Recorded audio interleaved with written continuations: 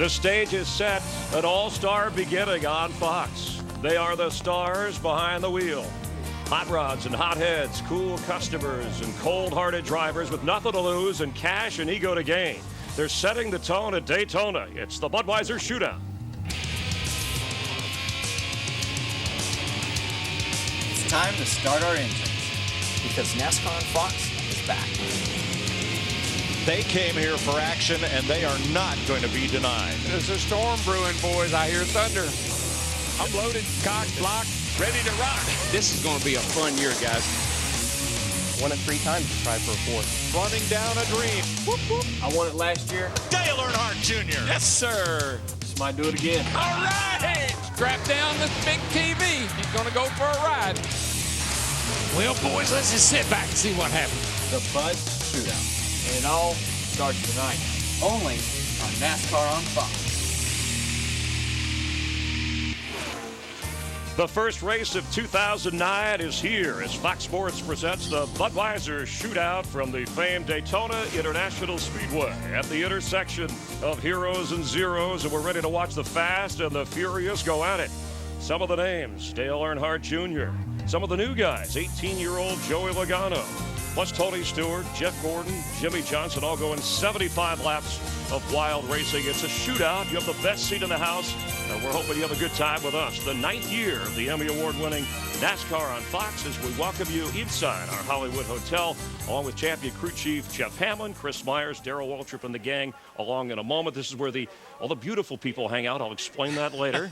But we're ready to go tonight. And how about an off-season of limited testing and practice makes tonight's race even more important? I think it does, Chris. I think tonight, this is an all-star race. I mean, you think about the fact that no other sport starts their year off with an all-star race. Well, tonight we're going to have a wild one, but it's a very important one. We're going to learn a lot that's going to help these guys for the 500. 25 laps, then a 10-minute break, 50 laps. What about the strategy? I think the first 25 laps, you just want to ride in there, get it settled in, figure out what your car is going to need, take that 10-minute break, make those adjustments, and the final 50 laps, that's where the money's going to be won, and there may wind up being a pit stop necessary to be able to complete it. All right, so the new format, Ford, Toyota, Chevy, Dodge. We have some wild card drivers, Tony Stewart, Scott Speed in. It's the biggest field in the 31-year history of this event, so it should guarantee a memorable night. Well, there's a lot to look forward to this season. Jimmy Johnson going for an unprecedented 4th straight championship. Dale Earnhardt Jr. more comfortable in his 2nd year with Hendrick Motorsports. And Carl Edwards coming off a 9-win year, and he got married. But there was also some separation and change. More than half of tonight's field has undergone some type of facelift. First up, Tony Stewart. He's out of the comfy 20 after 10 years and into what could be a bumpy 14. Coming over with him is Ryan Newman, who bolts the 12 for the 39. Veteran Mark Martin returns to a full-time Cup schedule with Hendrick in the 5 as he replaces Casey Mears, who moves up 2 spots to the 07, whose former driver Clint Boyer moves to RCR's new 33 ride. Reed Sorensen goes into the historic 43 car. As for rookies, 18-year-old Joey Logano jumps right into the friendly confines of the Home Depot 20 car, while open-wheeler Scott Speed tries to navigate Cup cars in the Red Bull 82. So at a time when many companies are downsizing, Tony Stewart branching out, forming Stewart Haas Racing, the 37-year-old 2-time champ, part owner, part driver. He's won tonight's event 3 times. Matt Yoakum is with the driver of the 14 car, Tony Stewart. Chris, Tony Stewart's won marquee short track events, driving his own race car, but tonight, new chapter, much bigger stage. Smoke, you have focused 24/7 for 2 months. Will you tell us what tonight means to you as both owner and driver? I'm excited about it. I mean, obviously, it's a big night for Old Spice and Office Depot and everybody at Stewart Haas Racing. So much has happened in such a short amount of time that it's kind of like it's kind of been a blur up to this point. So tonight's the reality of it all, and I was trying to find my pit box so I know what sign I'm looking for when I'm coming in, but it's exciting to see these guys all excited. All the guys on the crew have been excited. Ryan's excited. He's going to be on the box tonight, so it's a big night for us. I think the guy who's most excited, though, Chris, his father, Nelson. I saw him a few moments ago. He could barely talk. He was so jacked up about tonight. Smoke starts from row 3. Thanks, Matt. And what about Tony Stewart, the driver? What effect will Tony, the owner, have on the track? So far, I think Tony, the owner, has made the driver a lot more relaxed. I think he's got a lot of confidence, but I've never seen Tony this at ease this early in the season. Yeah, and he mentioned his teammate, last year's Daytona 500 winner, Ryan Newman, who is not in the race. But Tony does seem more relaxed. Saw him actually at the Fiesta Bowl, and he was excited. It's a cool Florida night here in Daytona. The Budweiser Shootout on the way. Let's go trackside. Ladies and gentlemen, please rise and remove your hats as the Daytona Beach Police Department Honor Guard presents our nation's colors. Please remain standing as Reverend L. Ronald Durham of the Greater Friendship Missionary Baptist Church in Daytona Beach offers tonight's invocation. Lord, allow each driver to run this race with patience. Bless each car and crew. So I'll just be the sight on the track before them. Bless them when the road seems long. Keep them through every bend in the road. Make their judgment as sound as steel as they move into position, and be their hands upon the wheel as they pass to the left or to the right. Be their strength in every turn, and make them mindful with each mile how much this means to you this day. Amen, and Godspeed. Race fans, please welcome Katina Mack of Sanford, Florida, as she performs our national anthem. Oh, say, can you see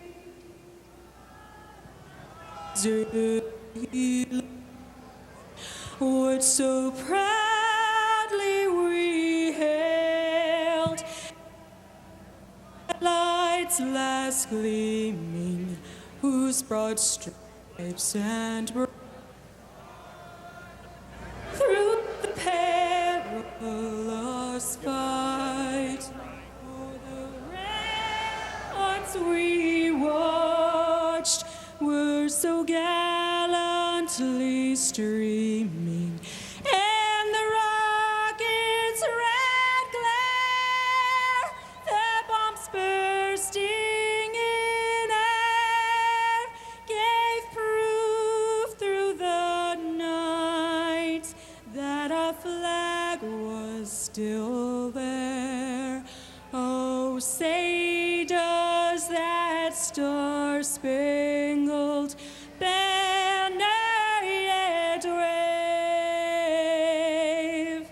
o'er the land of the free and the home of the brave.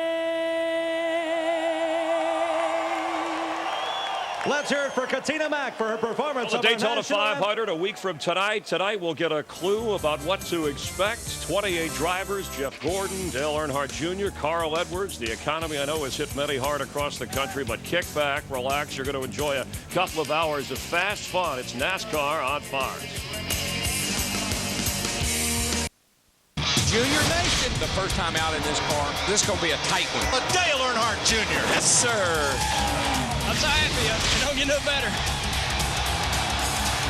Yeah, we welcome you back to Daytona. NASCAR on Fox getting ready for the Budweiser Shootout. 75 laps. Dale Earnhardt Jr., who won the race last year, a splash with Hendrick Motorsports, settling in. Now, he still thinks he's the guy to beat tonight. What do you think? Well, I think he's got an excellent chance of repeating, but there's a lot of guys I think that have an opportunity to knock him off, including one of his teammates, Jeff Gordon. He looked really good yesterday, as well as Jimmy Johnson, and don't underestimate Tony Stewart.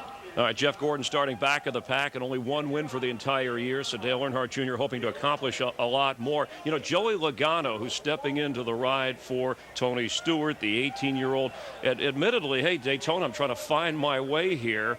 Some nerves for him tonight with the All-Star. Oh, they're basically throwing him to the lines. I'm telling you right now, he has definitely got his hands full here tonight. This is going to be baptism under fire because he's never seen a place like Daytona. It changes a lot, and these guys are really going to be vicious as far as when they get after him. They're not going to put up with this young man giving him a problem. I mean, even during yesterday's practice, you can see how treacherous this racetrack is, but this is what he could expect tonight. This racetrack is going to be doing it to him all night long, jumping around. Car's going to get loose. It's going to get tight, and all of a sudden, you're going to have guys out there that are racing for the win, and they're not going to put up with him getting in front of them and slowing him down. I can promise you that. All right, and still a drafting partner, very important, even though this is just 75 laps. Yeah, you got to have a drafting partner, but as you saw in that episode right there, his car is not stable enough, Chris, I think, to get the job done, so he is going to probably be looking for drafting partners instead of somebody wanting to draft with him. All right, and the pole sitter, by the luck of the draw, is Paul Menard, who had a tire problem in practice, had a wreck. Certainly his effect in this race. What can we expect? Well, I think they made really good repairs, at least on this 98 as well as the 82. Talked to both of the crews, and they were really happy they were able to get the cars repaired. Paul gets to start on the pole, as well as Scott Speed. He's starting up front also. He winds up starting in 4th position. So they really feel like they've got the cars where they need to be, but both these guys have got to be careful. Otherwise, they could wind up doing this again early on. What should we know about Scott Speed other than he has a channel named after him? That's about it right now. I mean, he's definitely another one of those guys who's got his hands full, and these drivers are not going to put up with somebody that doesn't get out of their way tonight. And Carl Edwards, a risk taker. We've got Jimmy Johnson here, guys that kind of want to set the tone as they get ready for the It's the first race of the year, and everybody wants to win, Chris. There's no friends out there, I can promise you that. All right, you need somebody to dance with, but at the finish line, it's every man for himself. So let's head trackside, and we're back for a long year of racing on Fox.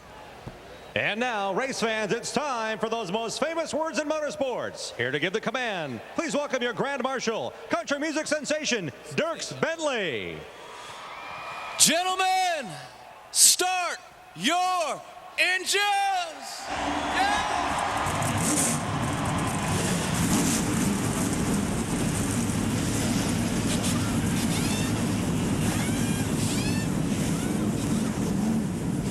The drivers, the crew chiefs, hope their racing teams are in concert. The Budweiser Shootout locked and ready to go. It's NASCAR on Fox. Thursday night, the drivers from tonight's field in the Budweiser Shootout took turns pulling a number from a Budweiser bottle to determine their position in the starting order for the race you're about to watch tonight. And Paul Menard was the lucky recipient of this year's Budweiser Shootout pole position.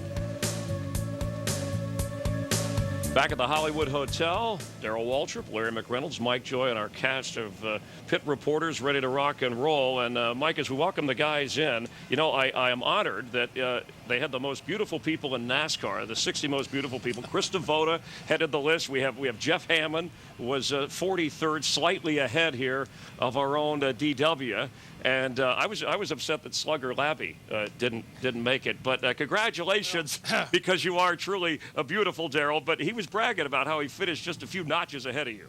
I said, all season. He paid more than I did. Hey, but you know what? I was impressed. He's right there, right next to the page of that 18-year-old Joey Logano, so that's pretty impressive. I'm just glad. It's like my whole career. I'm just glad I'm in there somewhere. Yeah, I thought it was the most 60 beautiful people at Fox. And Mike, you and I weren't even on the radar here. I mean, this is upsetting. Chris, I heard you were 61 with an asterisk. But we look forward to a long and enjoyable season, whoever's beautiful or not. We're ready to go racing. Good to have you guys back for another season here on Fox. I love the Christmas season. I love the winter. I love it when it's over. And it's time to go racing again. And it all starts with the Budweiser Shootout. Darrell, you won it in 81 when it was a 20-lap sprint. Now it's going to be running 2 segments. What do you want to find out in those first 25 laps? Well, I got to get the rust off, man. You know, I've been laid up all winter long, and all of a sudden you're going to throw me out there in a 190-mile-an-hour cat fight, you know, with all these guys. I got to figure out who I can trust. Is there anybody in this deal that wants to work with me, or is everybody out here going to work against me? That's what I'm going to find out in this first 20 laps. Well, then we get a 10-minute break, Larry. What do you want to do to that race car and not overdo? Well, the good news is we'll come to pit road, we won't lose any positions. And unlike most of the pit stops we make over the course of the season, we can talk about it. We can think about it. But you know what? This is a short race, and this may be the only opportunity we get to make that car right. But we've got to make sure, and this goes especially for a lot of those new driver and crew chief combinations, not to over-adjust our race car for twice the number of laps that we just run. All right, 50 laps to go, Darrell. What are you worried about? Well, the biggest thing is fuel. Can I make it on fuel? Because 50 laps is right in that window with no cautions. Tires, tire wear could be real critical. So I'm going to tell my crew to set me up so that I'm pretty good with that final 10 laps. And hopefully I'm up front where I can make a move to win this thing. That's what I'm going to be trying to do. Position, position, position. This is a shootout, so we're going to show you the Budweiser starting grid short track style. Back to front. Out back might not be a bad place to start. That's where Kevin Harvick and Jeff Gordon are going to hang out. Row 14, the biggest field ever for the Budweiser Shootout. Greg Biffle, Matt Kenseth, and Ford's just in front of them. A lot of veterans in those last few rows. Casey Mears with a new team and his new teammate, Jeff Burton. Jeff Burton had engine failure. He'll have to go to the rear of the field because of changing the engine. David Rudiman alongside champion Jimmy Johnson. Rudiman, the pole winner from Homestead there at the last race of the year. Stremme and Logano, Allmendinger, and Michael Waltrip. And Joey Logano will have to drop to the rear of the field because he missed the driver's meeting because he was still competing in the ARCA race. Row 7, Casey Kane, Robbie Gordon, Kurt Busch, Carl Edwards. Second place finisher in the 500 last year, Kurt Busch. Guy that almost won it, Kyle Busch. The guy who did, Dale Jr. Bobby Labonte, Brian Vickers up in the 4th row. Hey, Bobby Labonte's running pretty good. Tony Stewart and his former teammate, Denny Hamlin, row 3. Scott Speed, a rookie, and Reed Sorensen in row 2. Elliott Sadler and Paul Menard start on the front row. Longest distance ever for the Budweiser Shootout and the biggest field ever, 28 starters.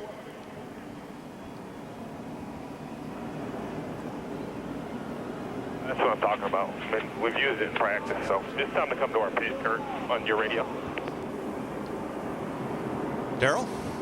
Let's see if we can get Jeff Gordon. Jeff Gordon, DW here in the Fox Sports booth. Buddy, got a copy.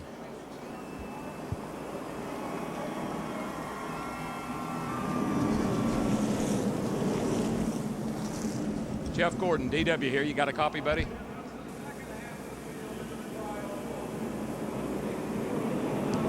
All right, we'll double check things as Gordon will come from the back of the field. The winner of this race in 94 and 97 starting shotgun on the field. Here's the format: 25 laps, 10-minute pit stop, 50 laps to finish it off.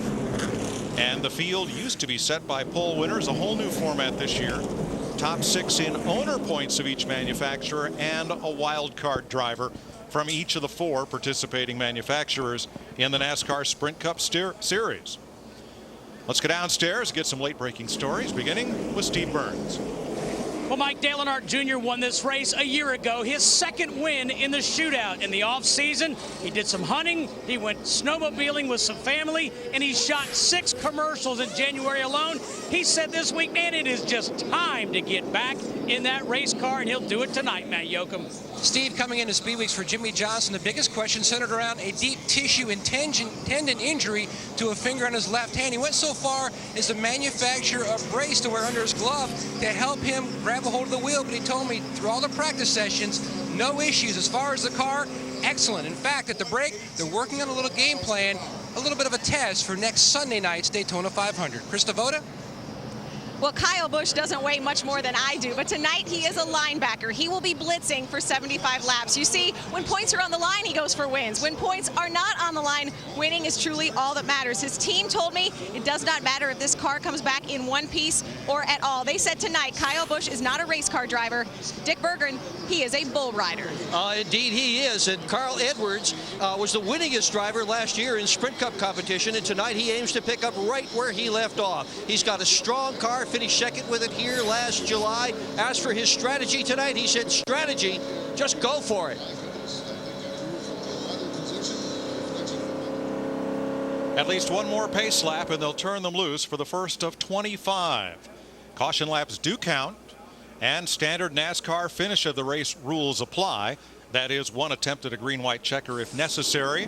And restarts again, shootout, short track style. They'll line them up double file, 1, 2, 3, 4 in the second row, and so forth. I like that. You know, Mike, this race tonight really is all or nothing. It's a gambler's race. You know, when the team says, oh, we're not going to run this car next week, don't worry about it. I always worry about it because I'm in it. Aerial coverage tonight brought to you by DirecTV. Now get over 130 of your favorite channels in high definition. Yeah, I mean, next week in the Daytona 500, if a man finishes in the top 5, he's going to be pretty happy in the big picture because he's going to get a lot of Sprint Cup Series points. Tonight, I will guarantee you, we interview the driver that finishes second, he will not be a happy camper. It hit about 70 degrees here in Daytona today. Now it's cooled down to 55. Nice racing weather, a little bit of a breeze from out of the southeast. That's good. It is good racing weather. The engines will make good power with that kind of ambient temperature. The track's going to have good grip in it. Tire wear shouldn't be a problem. It should make for some good 3-wide racing. I think that's what we're going to see all night. A number of new faces in this race, a lot of new colors. Team, sponsor, and manufacturer changes. We'll keep you up with those, and we'll have a full rundown on all of the drivers attempting to make the Daytona 500 when we bring you pole qualifying tomorrow afternoon here on Fox. And guys, trust me, heart rates are way up right now because there's a lot of unknowns here. A lot of unknowns about people in the race, what your car's going to do, a lot of unknowns. 1979, Busch Beer executive Monty Roberts created the Busch Clash, an opening race for pole winners. 9 drivers qualified for the first Busch Clash. It was a 20-lap sprint. Buddy Baker won $50,000, and there were 3 manufacturers represented. All the General Motors drivers ran Oldsmobiles, along with a Ford and a Mercury. Today, $200,000 to the winner from a purse of $1.2 million. And look who's back.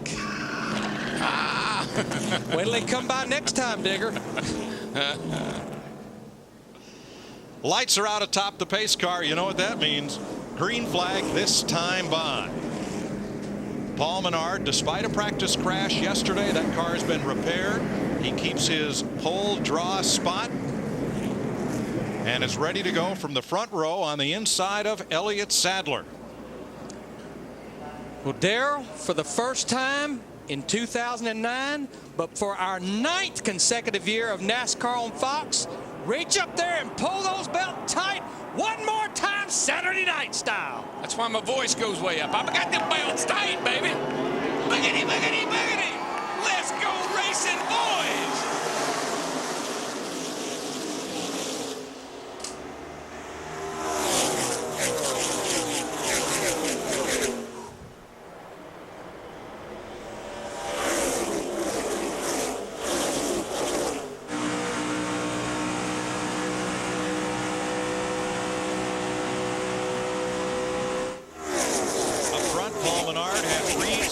In tow. First 3 single file. Then Junior on the outside.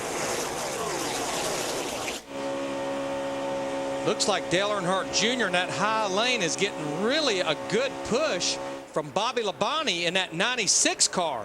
And we've seen that a lot here lately, that 2 cars on the outside, the way the draft works, you can really get a good run even with a lot of cars lined up on the bottom. Tell you, Bobby Labonte's car was really fast in practice. He had one of the fastest practice speeds of anybody. Kevin Harvick started in the back row. He's passed 6 cars on the way to the front. I'll be kind of interested to see how Jeff Gordon fares from back there in 28 starting spot, what his strategy will be. Harvick in the 29, Jeff Burton, his teammate, pulls alongside. And we mentioned Jeff Burton had to drop to the rear of the field because of the NASCAR rule of changing engines with the problems they had. This is the first laps he's made with this engine in this 31 car. One of the things we're going to have to watch for, Mike, Larry, you know this, is tape on the grill. Sometimes these guys will get real aggressive with that, and sometimes they overdo it and the things will start running hot. 190 miles an hour, the Eau Claire, Wisconsin driver Paul Menard racing a Ford in 2009 for Yates Racing. Out in front of the Budweiser Shootout field, Reed Sorensen being challenged by Denny Hamlin in the 11 on the outside. Now Hamlin looks like he's going to drop down behind Paul Menard. Not for long. In that 98 car. Now he jumps back to the high side. Yeah, not for long. Hamlin and Sadler on the high side, and they're going right to the front past Menard. Yeah, look how much faster they are. Well, they gained up on Menard. I mean, Hamlin and those guys got hooked up on the outside, and Menard was a sitting duck. Now Brian Vickers in the 83 inside of Sadler, but the 2006 winner of this race, Denny Hamlin, pulls out in front.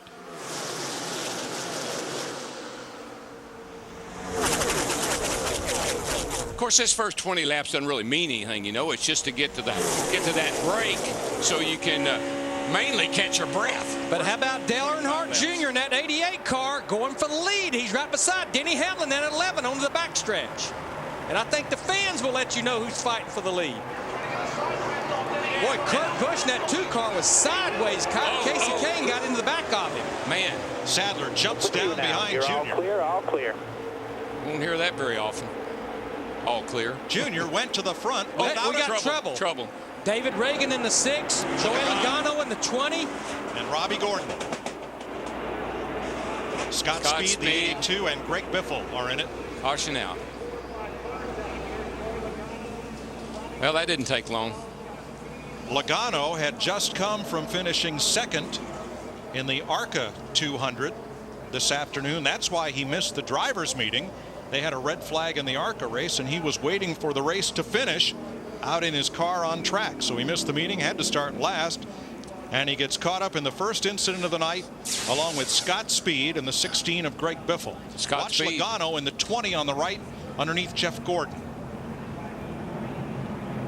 That actually starts, I think, a little further up here. It does. Robbie Gordon in the 7 gets into the back of David Reagan in the 6, and it's the accordion effect from there. And Joey Logano in the 20 just gets clipped as Scott Speed, the 82, comes off the banking. Second wreck at Scott Speed's been in. He was in Scott was in a wreck last night here, very similar.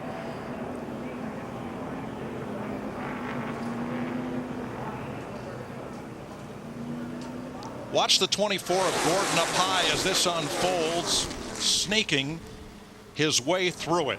Boy, look at that. Unbelievable. Jeff did an incredible job. I mean, that was, but to dodge those cars and weave his way through there like that at speed. Digger says, man, y'all woke me up. Get back in my hole. Y'all woke me up early.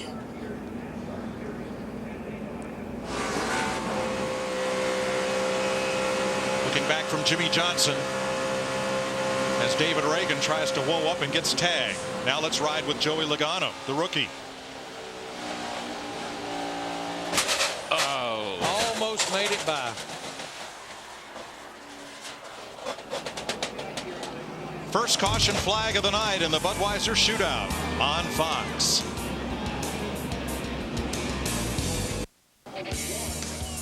The Budweiser Shootout on Fox is sponsored by Budweiser. Reach for the perfect balance of flavor and refreshment. Budweiser, the great American lager. One multi-car caution already tonight. It's a shootout, short track style, and when the full moon is out on Saturday night at the local short track, what tends to happen? Well, you know what? A February full moon is sometimes referred to as a storm moon. Usually full moon Saturday night at the racetrack means lots of crashing. Weird things. Let's go back and have a look, and look in front of David Reagan's number 6 and see the bunch up here that starts right about there. Yeah, you can actually see the 18 kind of drop down and a bunch of cars get kind of slowed up. I think that's probably what caused that whole thing to happen there. It just accordion back to the 6 car of David Reagan. Yeah, Matt Kenseth in the 17 really checked up, and you saw Kevin Harvick in the 29 jump to the high side of him. And let me tell you, when this car turns and goes up the hill like that right there at 180 some probably miles an hour, thank goodness for those safer barriers.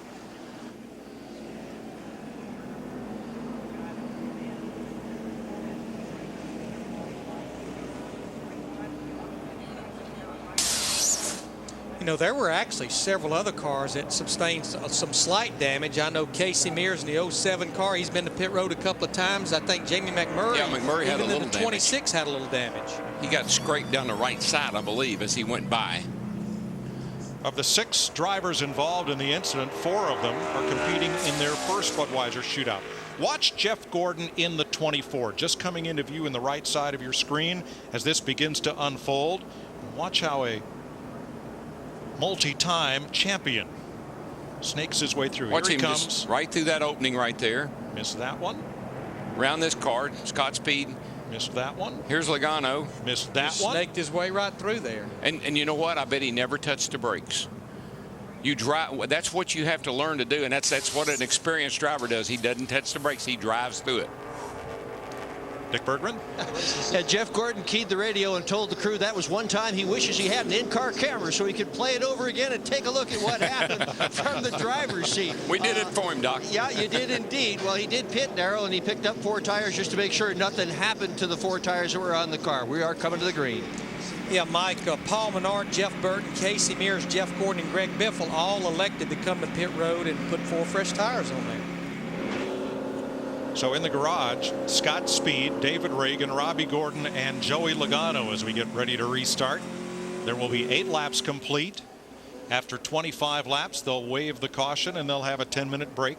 I love these kind of restarts right here, guys. This is the way restarts ought to be. Double foul. Dale Earnhardt Jr. leads them down to the green flag with Elliott Sadler alongside.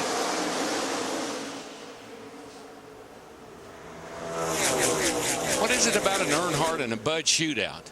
They just it just fits their style, you know. Dale was always so great in this race because it was a shootout and it was a short race, but he could get it done. And it looks like Junior's going to follow in the footsteps. Dale Jr. has won this race twice, including last year. You look at him just in front of Bobby Labonte. And his dad, Dale Earnhardt Sr., won it 6 times. More than anyone else.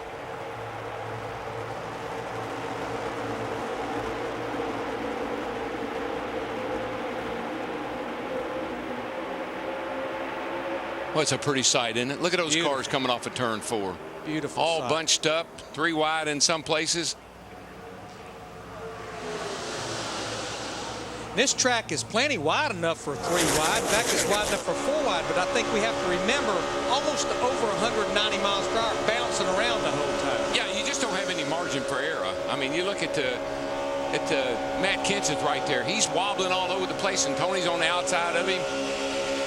Got the 44 down on the inside. Man, there's not a lot of room for error here. Here comes Harvick on the outside in 29. A little bump from Edwards to his teammate Kenseth in the 17. And look how it lunged that 17 ahead. And hear them. See, the beautiful thing about this package, this restrictor plate package is, hear them play with the throttle. You couldn't do that before. If you let off the gas, you get run over. Now you got some throttle response. Carl Edwards in the 99, he just slid right up in front of Kevin Harvick in that 29 coming onto the front stretch here, 3 wide by about 5 rows going off into 1. Look at that. That's amazing. Boy, I tell you what, and it's just somebody, I see somebody in there, it looked like maybe the 80, I think it was one of the Red Bull cars, looked like he was really having a hard time, the 83 car, keeping it Tony down. Stewart has just found his favorite drafting partner at Daytona, Dale Jr. They're hooked up nose to tail as we go down to the care center and Krista. Mike, we're in the garage right now. You're talking about the one Red Bull car, where the other one not looking so pretty here in the garage. Scott Speed, not to make light of the matter, but we joked yesterday that you got your first Daytona wreck out of the way. Now you're second. Well, I had to clarify. Yesterday, I thought we had change of front clip. Now it's just lost in translation. That's part of the whole little kind of NASCAR terms I don't got. Because all that damage, that's still not the front clip, evidently. I'm learning that today. Hey, I'm all right. I gotta say I learned a little bit, and yeah, look forward to obviously the 500. Well, Scott Speed in his first Bud shootout able to find somewhat of a Red Bull silver lining in the whole deal. Let's go back a lap and have a look at Bobby Labonte from above, who had a bit of a close call, and that's what's dropped him back from the second row. That's his white car in the middle of the screen on the lower right. You see him just get sucked around right there. Is that who was that? Harvick went by on the outside there, kind of pulled him around, had to get out of the throttle, backed him up. Well, Darrell, I think it was the worst case scenario. He was on the inside of Harvick in the 29, and he had Vickers in the 83 tucked up behind him and just takes downforce off the rear of that car. And buddy, man, the 17 is pushing up the hill right into, almost into Ruderman into 00. These cars look a little ill to me. They don't look like they're driving all that great. We're about halfway through this first segment. There'll be 13 laps down when they come back around, 12 to go until we get that 10-minute break. And Larry, the key, it's the car is not driving good. The driver's not. There's a lot of things these cars do the driver doesn't really have much control over. The car's controlling him. Sometimes you're just a passenger. Oh, Vickers got into Kevin Harvick, and Harvick's number 29 got up and into the wall.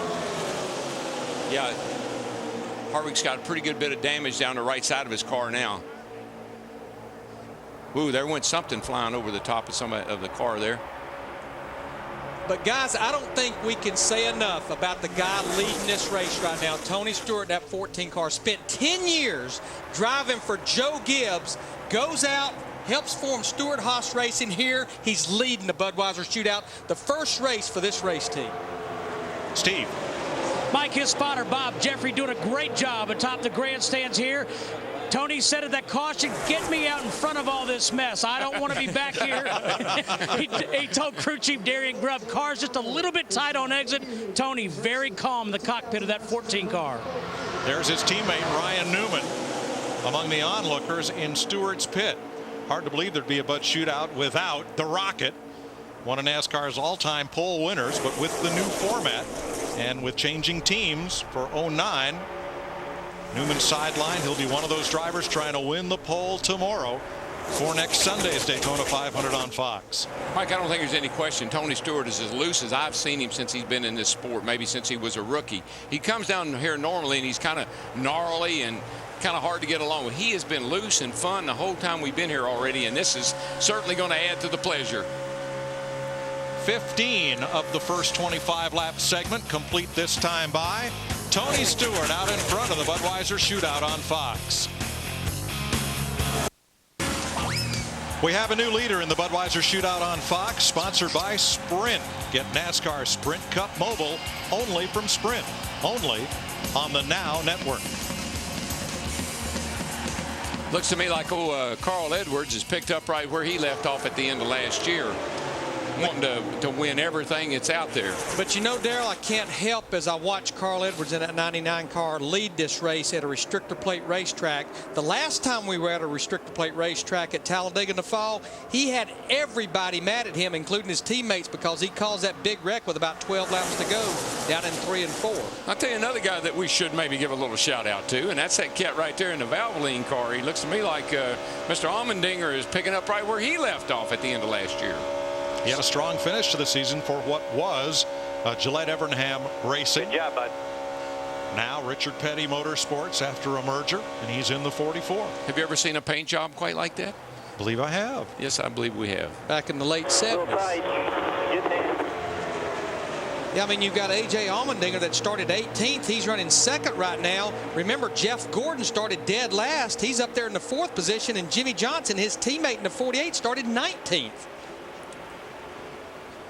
Dale Earnhardt Jr. led this race and now has dropped back to mid-pack. Matt? Mike, he moved up to the high side. The biggest complaint from Junior about the 88 car, just way too free on entry. Not a good feeling at this juncture. Looking forward to the break. You have to set these cars up that way. They got to be so loose on entry so they're not so terribly tight on exit, and it makes it really hard to drive. And that's going to be even more important in that 50-lap run, because the further you go, the more fuel you burn off, and it just makes the car tighter and tighter, turn less and less. 4 cars in the garage. One has lost the draft, but still out there. That's Kevin Harvick, who reported damage to the right side of his car when he got against the wall earlier. Jimmy Johnson now second. Jimmy Johnson, Carl Edwards. The way last season all happened to work out. Krista?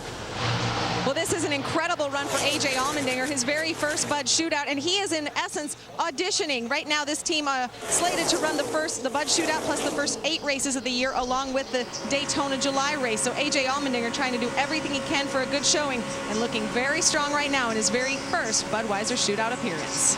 You know, I just can't believe how he has improved as a driver. When he first got in these cars, he was lost as an Easter egg, but he has really picked up the talent, and he's really done a good job.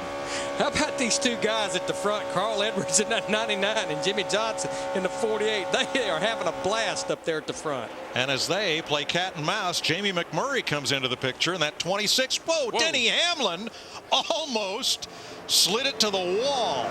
Boy, what a save. That backed a bunch of them up.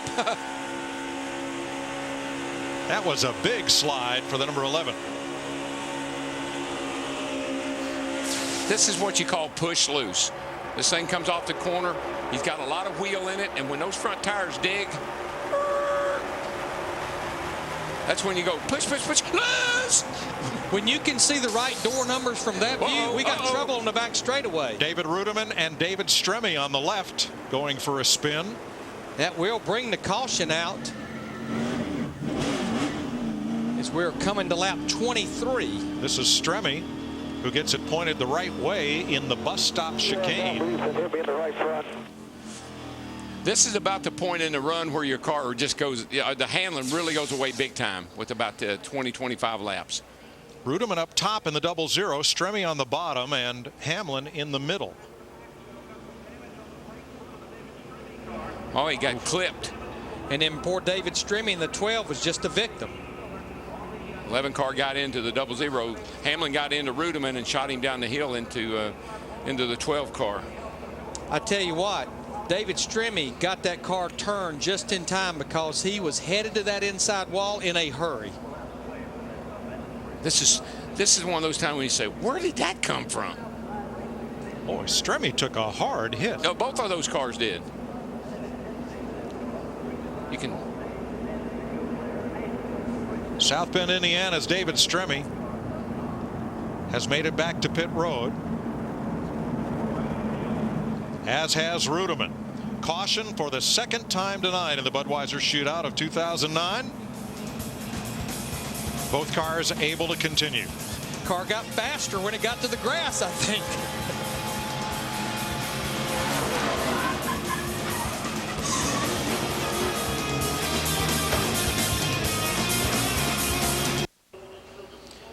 Caution is out for the David Rudeman, David Stremme incident, and this will complete 25 laps. Caution laps do count in the Budweiser Shootout. That means the next time around, pit road will be open, and the teams will come in order and exit in the order in which they enter after having 10 minutes to make repairs. Kevin Harvick and Bobby Labonte have already been in during this caution period. Yeah, it really wasn't a loss for Kevin Harvick because he was all the way at the back anyhow. But now Bobby Labonte, by pitting that time, he will lose whatever positions that he lost by coming to pit road. Krista? Yeah, they were assessing the left front damage. They really thought the problem was going to be the right fender. They got down here on pit road. They knew the left front was much worse than they thought. While he was down here, Kevin said, go ahead and throw on 4 fresh tires. Maybe I can make up some difference. Before he brushed the wall there on lap 13, his car, he said, was a little tight.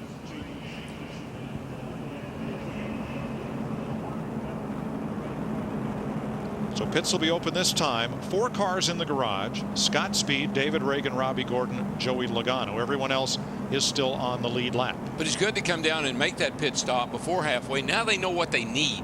If they got to make some repairs to the car, they have everything ready, and in that 10 minutes they'll be able to get her fixed up. So here is the running order after 25 laps. After the break, they'll run 50 laps to finish this off, and the winner takes home $200,000. Tomorrow, Fox Sports brings you exclusive coverage of Daytona 500 qualifying. We'll find out who will win the front row for the 51st running of the Great American Race. Coverage of Daytona 500 qualifying tomorrow, 1 p.m. Eastern, 10 a.m. Pacific, in high definition and only on Fox. We had 2 practice sessions for qualifying for tomorrow, and no, Jeff Gordon wasn't fastest. Jimmy Johnson, Dale Earnhardt Jr., Carl Edwards, no. How about awesome Bill Elliott, fastest in both practice sessions, driving that number 21 Wood Brothers car. I feel like I'm having flashbacks. Bill Elliott's here, Terry Labonte's here, Derek Cope is here, Jeff Bodine is here. Chris Devota's there. Carl Edwards is in. They're making the 4-tire change. His car is very good. Remember, they are coming off the end of last season with tons of momentum, winning that season finale. Matt. The 2005 winner of this event, Jimmy Johnson, in his complaint early on, the car was tight, but he felt like that was because he was mired back in traffic. He got a little free near the end of that run. Steve? Well, Matt, Tony Stewart said he wanted to be freer. Too tight on exit. They made a chassis adjustment, a track bar adjustment on that 14 car. Dick. Well, Jeff Gordon said his car was a bit free at the beginning and that he could handle it. Then it got tight. He didn't like that.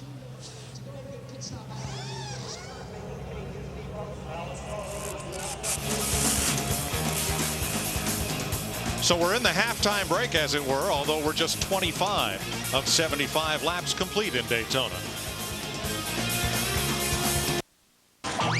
The Budweiser Shootout on Fox is sponsored by the Home Depot, proud sponsor of Joey Logano and the number 20 team. By Aflac, ask about it at work. And by the all-new 09 F-150. It's not just a new truck, it's a new F-150. A quick recap with 25 laps in here at Daytona. 10-minute break and then 50 laps to decide the 2009 Shootout winner. And it started early. David Reagan in the 6 car. The end of the wall. This is on lap 4. 6 cars involved, including Joey Logano, the rookie, and Scott Speed knocked out. Watch Jeff Gordon, the veteran, weave his way through to stay in contention. Carl Edwards moving into the lead, leading 9 laps, the most of the first 25. Of course, winning 9 races last year. And then moments ago, running 20th and 21st. Hamlin gets into the back of Rudeman, and Stremming is involved as well. Under caution, that 25th lap to get us to the break right now. In our recap, 6 leaders, 5 lead changes, a couple of cautions, 6 caution laps. Junior led 7 laps, Tony Stewart 4. And Jimmy Johnson in the 48, currently 3rd. Let's check in with Matt Yoakum. Chris, Jimmy said that when the car got closer to the front, it really started to get the comfort that he was looking for. But you also mentioned a strange vibration in a certain RPM range. Have you figured out what it is yet? No, I'm not sure we know what it is yet. You know, we'll take a look at things. There's not much we can do at this point. You know, it's running good, but it gets in that certain power band, RPM range, and it starts shaking, and I think it's costing me a little bit of speed. But, you know, with that problem, we're still able to drive up there to the top 3 and feel good about, you know, this final 50 laps. All right, thank you, Jimmy. Krista? Well, Matt, the first segment belonged to Carl Edwards, so let's find out. Carl, is there anything you're missing? What do you guys need to do in this second segment to keep your car up front? We just got to keep the Aflac duck, I guess, up there in front of all the vultures back there. You know, I'm doing the best I can to keep it out front, but this thing's going to shake up so much, you know, with the way the draft works. The track conditions are so cool. Everybody will have new tires. I don't know how pit strategy is going to work out, but having fun right now. This has been a really fun race. Great way to start the year off so far. All right, Steve Burns, nothing foul with the duck down here. I like that, Krista. Well, Tony, you got this number 14 car out front, but I heard you say a little bit tight on exit. How do you fix that? We're just probably make a track bar change is what we did there, so see if that's enough, and if it's not, we'll work on a couple other areas. All right, good luck, Tony, in the second half. Let's go to Dick. Jeff Gordon, a lot of work going on underneath the nose of the car. What are they trying to fix? Well, we've got a really, really awesome race car. Obviously, you know, I can go up the middle, and I don't know what it looks like from TV, but we got our hands full, all of us. Pretty exciting race out here. We're just trying to get a little bit more air to the nose, and you know, try to get a little more front downforce. I was getting a little bit tight there, and I think if we can get a little bit more front downforce, or at least get that front end stick a little bit better, I think we can win this race. Wow, and what a drive going through that wreck. He has gone from 28th to 8th. All right, thanks, Dick. Teams may perform any action that would be part of a normal pit stop during this break. Junior 10th, Stewart 13th. Jeff Hammond with a look at what to expect over the last 50 laps when we continue from Daytona. Welcome back to Daytona. NASCAR on Fox of the Budweiser Shootout. Carl Edwards, your leaders. We get ready for the final 50 laps. And Jimmy Johnson currently 3rd. Let's listen in on lap 23, communication with the 48 team. The bottom's the place to be, huh? Yeah, at times it does. The middle's not bad. You know, you can get some help off and 2 down the backstretch when everybody's starting to move around. It's interesting out here, to be honest with you. All right, like guys in the ring kind of bobbing and weaving. They're kind of finding their way, right, feeling each other out. What is that communication? That's what we talked about in our pre-races, what they're going to do in the first 25 laps. That's trying to figure out what they need to do to their race cars. I think Tony Stewart, Jeff Gordon, as well as Jimmy Johnson have all made those little minor adjustments. But what I'm seeing with Carl Edwards and Jamie Murray up at the front, I really believe the 48 to 24, whether they got better later on in the run, we may be seeing a classic battle between Roush Fenway and the Hendrick cars before it's all said and done. I think these guys have got the best race cars, and the longer we go, which is another 25 extra laps here, is when the cream's going to rise to the top. So you're saying one of those 4 probably the winner. Nobody laying back here kind of scheming and planning. Excuse me. Yes, I think there is an opportunity for guys like that. I think that's exactly what Jimmy and Jeff were doing somewhat early on, was trying to feel everybody out and see what everybody had. Same way with the 99. Your car's got to go through a transition period. And Darrell and Larry, you know that as drivers and crew chiefs, cars are going to change, and you got to keep up with those changes and build your car to be best at the end. Well, Jeff Gordon said it best. Hey, these things are jumping all over the place. We saw that in the in-car cameras. They got their hands full. But what I like is the whole field's chasing a duck. But now the question we had about the last 50 laps at the top of the night becomes twofold. Can you run 50 laps on 1 tank of fuel, and do you want to run 50 laps on 1 set of tires? I think it's going to be a chess match with these cars that are out there.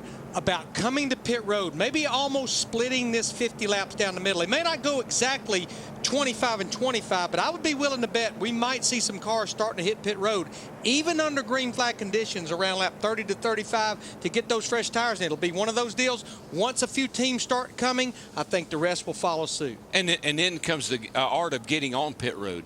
If you're just going to grab 2 tires, maybe, and get track position, get ahead of everybody, you can't slide the tires coming in. So that's going to be something. These guys haven't made any green flag stops this year yet, so we got to watch that too. 50 laps to go in the Budweiser Shootout of 2009, 31st running of this race that opens the stock car portion of Speed Weeks. We're about to restart the Budweiser Shootout on Fox, sponsored by Budweiser. Reach for the perfect balance of flavor and refreshment. Budweiser, the great American lager. Cars are back on track after the break. Next time they come around, green flag. Let's go pit side. Matt Yoakum. Dale Earnhardt Jr.'s loose race car was fixed, they hope, with a track bar adjustment. Tony Eury Jr., this is the big money segment, so how much of a strategy chess match are we going to see play out?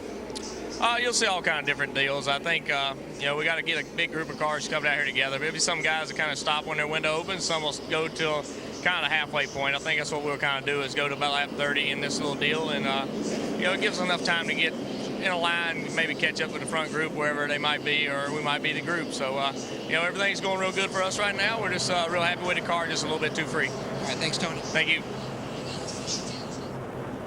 The first Budweiser Shootout was the Busch Clash. 9 cars, 20 laps.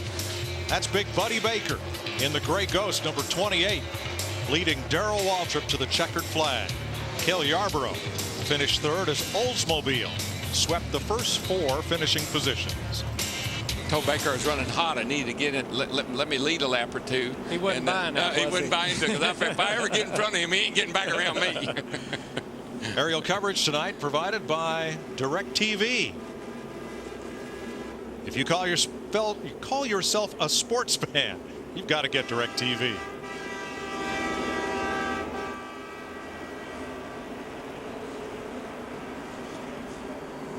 Carl Edwards and teammate Jamie McMurray, both driving Fords for Roush Fenway Racing. They have the front row as we are ready to restart for 50 laps, 125 miles. Little Saturday night 50-lap feature.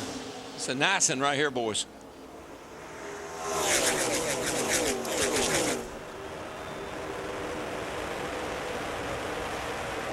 Sweet right there. This is sweet.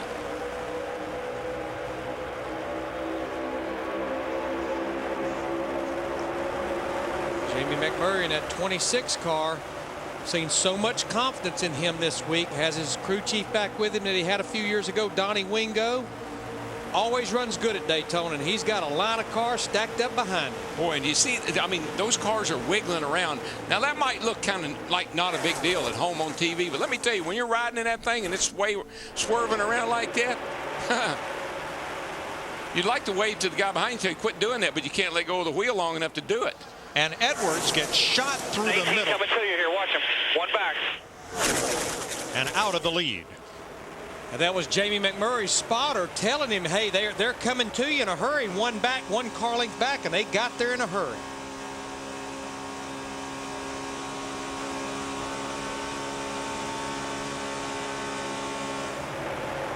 And Casey Kane to the front. Not for long. Not for long. McMurray second, and here comes Kyle Busch in the 18. Wow thing. Got a pretty good push from the 48 and the number 2 car. All on the bottom. Right now on new tires, that bottom should prevail. Outside will be good later on when the grip goes away.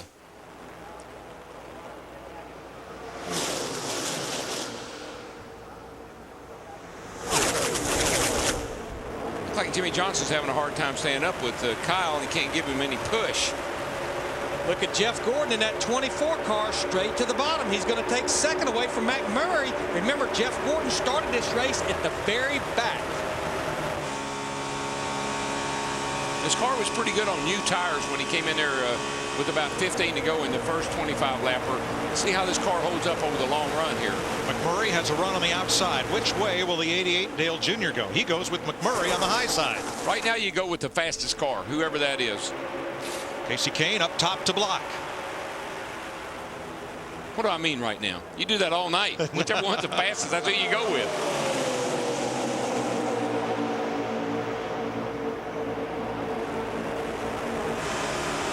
McMurray slices back down to the bottom, and here comes Junior. Hey, a guy we hadn't mentioned all night. I see him in that number 55 car. He's making a run here, Michael Waltrip. Riding with him right here down the back straightaway. Mikey's car will be good in the longer run. His car always seems to work well over the long run. Look at Carl Edwards in the 99 car bringing his teammate Matt Kenseth to the high side. See, Larry, that's what I like about this package. You fall back, and then you can work your way right back up there. You got enough acceleration, and you can really work the throttle and make your way back to the front.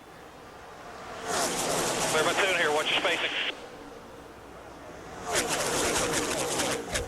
Krista on the leader. Well, teammates may definitely come into play. You guys were talking about the Roush cars. Jamie McMurray still out there in front right now. So much confidence. He talked about being repaired with his old, now new, again, crew chief Donnie Wingo, plus the spotter you're hearing so much of, Lauren Rainier. Jamie worked with him back in the day. Before the break, he said his car was just a tick tight off, but the motor is awesome. Boy, Denny Hamlin just sliced to the bottom of the racetrack and opened a hole that was not there.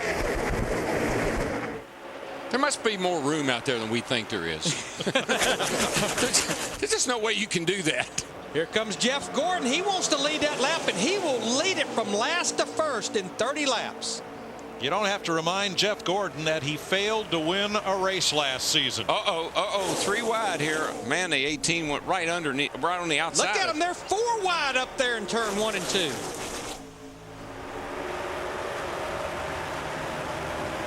That's when you got new tires on and early in these runs, this is the kind of racing you're going to have. The question is who can maintain this kind of pace. Clear by 4.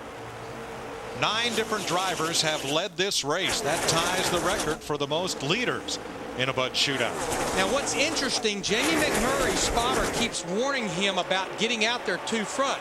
Any other racetrack, you want to get as much of a lead as you can, but if you get too much of a lead, they get lined up, they will blow by you like you're sitting still. 4 abreast into turn 1. Uh-oh, Jeff Gordon's in trouble now. Yikes, he made contact with a 16. Got Greg Biffle in the 16. Nowhere for Jeff Burton in the 31 to go. And Casey Mears tags Biffle. Boy, I mean, I knew Gordon was getting mighty close to Biffle there, and they made a little contact and turned him around. Ruined the front splitter on Biffle's number 16. I don't think it was that bad. And Jeff Burton got a piece of it. I think Burton's got the worst end of this deal. 3rd caution of the night. Watch the 24 of Jeff Gordon. He's going to get 4 wide and need to find a place to hide, and there just isn't one. Michael gets in under him, and it pushes him up just a teeny bit, and he makes just enough contact to turn the 16 around. It doesn't take much at 190 miles per hour. I don't know how much damage the 48 got. It looks minimum, but he got into the side of Greg Biffle. Looks like Casey Mears in the 07 got some there at the tail end. I think the worst of them, though, was the 31 car of Jeff Burton. Let's have a look from the direct TV blimp. You can see that car just get that wiggle. Boy, there's some, Kevin Harvick, that's 29. Some more really good driving to get through some of these accidents without them being worse than they are. Now you see Jeff Gordon, he's getting forced up here. Watch Michael, he's on the 55 car at the bottom. He just gets Jeff where he's got to move up just a little bit, and Biffle's there. And look at all those guys wad up on the outside but make it through. Let's run this in real time. You see how little reaction time you have.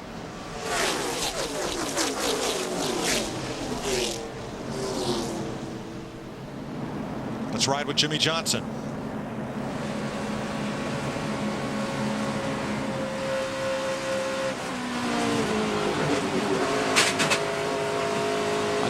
Jimmy got much damage in that. It was pretty soft. Didn't look like the hood buckled or No, anything. I don't think he got very much damage at all. These cars are really tough on the nose up there. That splitter and that whole nose is pretty durable. But I definitely think since we're 7 laps into this run, you're going to see a lot of the guys from about mid-pack to the rear come to pit road, get 4 tires, check the damage. See if they open the pits this time by. They have. Pit road is open.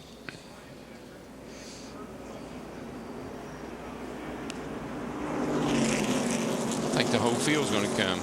Well, they are within the fuel window right here. So, yeah, everybody, the only car is going to stay on the racetrack is the pace car. Krista. Jamie McMurray, the plan, just 2 tires. That was the call for the 26 Donnie Wingo, and Jamie McMurray said his car is a little loose, but really fast. I believe Kyle Busch took gas only, fuel only.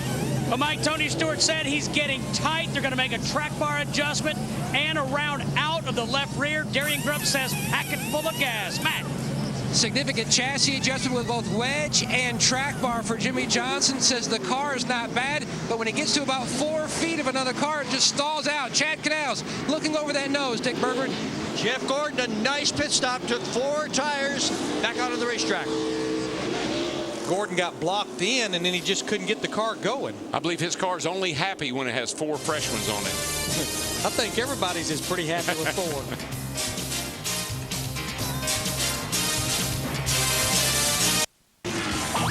2 cars in this pit stop took fuel only in the Budweiser Shootout on Fox, sponsored by DirecTV. Call yourself a sports fan? Get DirecTV. By FedEx Racing, we understand every day's race day. By Subway, home of the famous always made fresh $5 footlong. Subway, eat fresh. And by Toyota, moving forward. The Joe Gibbs Racing teammates, Denny Hamlin, number 11, Kyle Busch, number 18, fuel only. Jamie McMurray, 2 tires only. Everyone else got 4. Yeah, I think it's an interesting strategy, and we'll see how this plays out. No tires, I don't know about that deal. Because we got 40 laps to go. We know everybody can make it on fuel from here, but I'm just not sure about the tire situation. Green flag.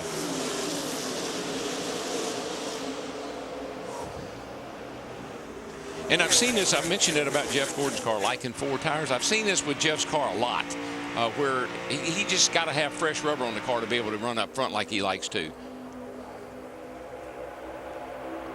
Boy, Denny Hamlin at 11, that car is bouncing all over the racetrack. Well, Jeff Gordon nailed it. These things are hopping around. What do you think, Hammond? Who made the right call?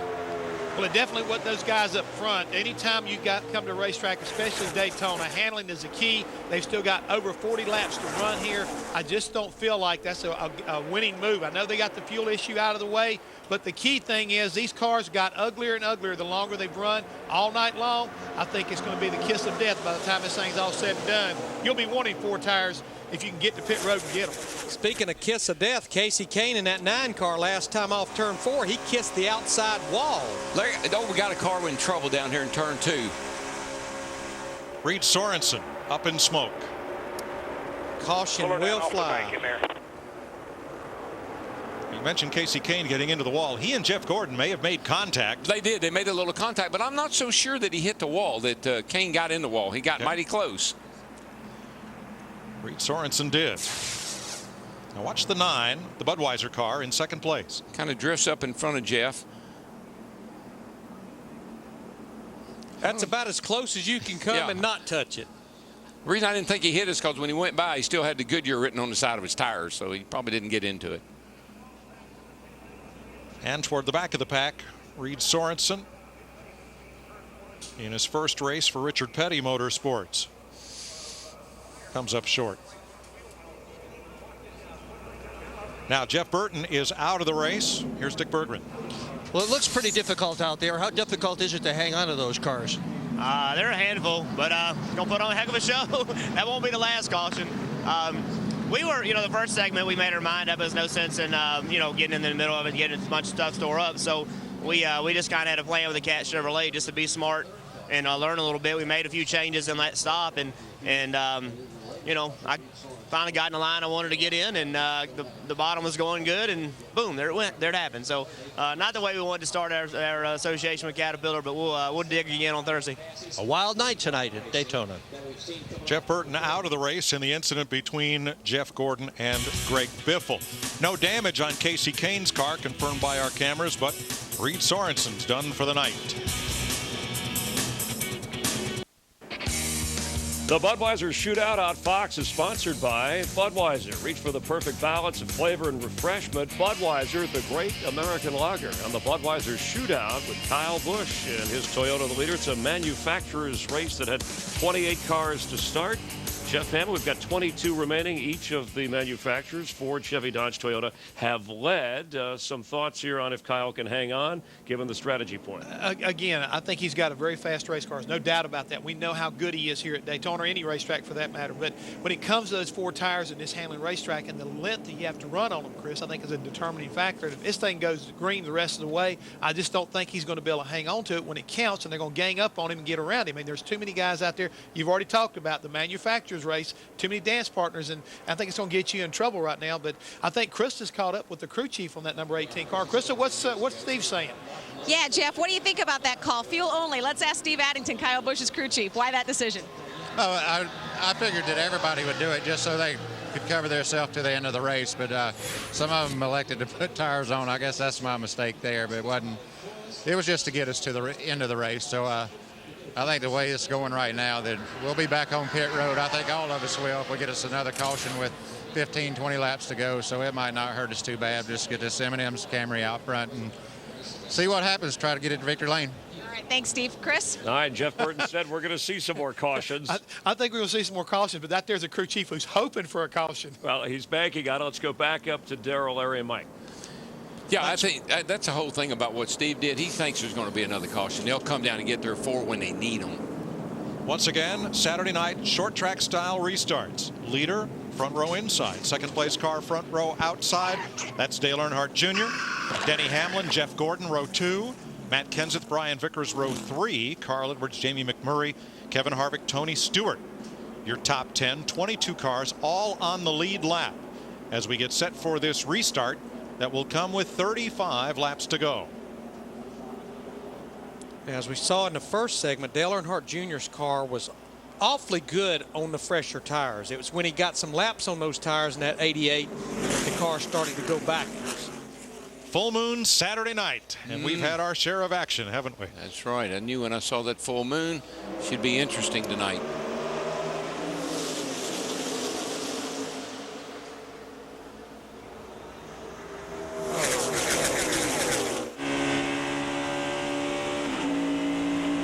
Jeff Gordon just pushed Dale Jr. into the lead.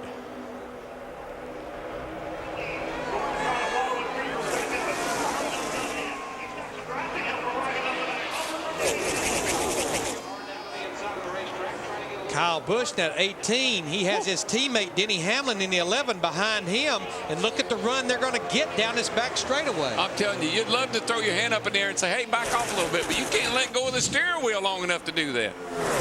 They are bumping and pushing and shoving. Joe Gibbs Racing on the inside lane. Hendrick Motorsports on the outside in those front 2 rows.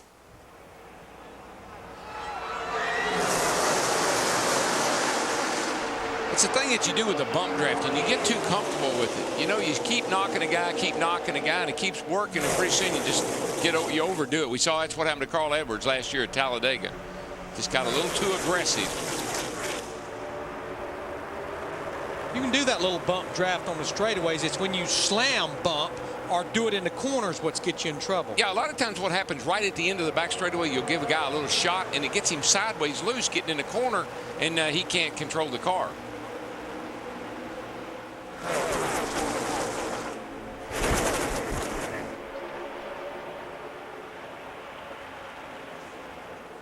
I tell you one thing, we got one heck of a pusher. I mean to tell you, this thing will push like there's no tomorrow. Pit 4. Well, that's what we have to resort to. We'll do it for the company. If we get out front, they'll have to push us. Doesn't mean we can't still win it. Just got to push all the way up to the right moment. And there is a guy that's thinking way ahead. About 33 laps from now. That's right. Doesn't mean we can't win it. Don't get the wrong idea here, boys. That's what he's got on his radar right there, that Daytona 500 Sunday week.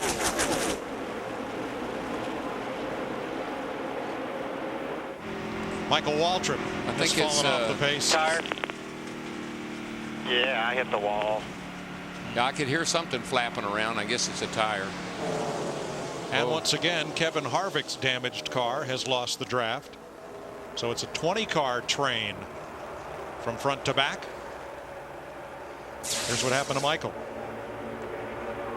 Seeming near the front right there. Oh, he gets clipped. He just got clipped and hooked. Oh, he did. It looked like maybe Elliott Sadler got into him. Man, that sent everybody.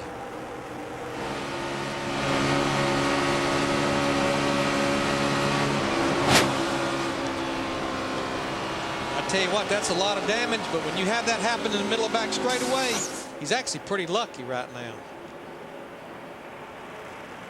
44 laps complete this time by.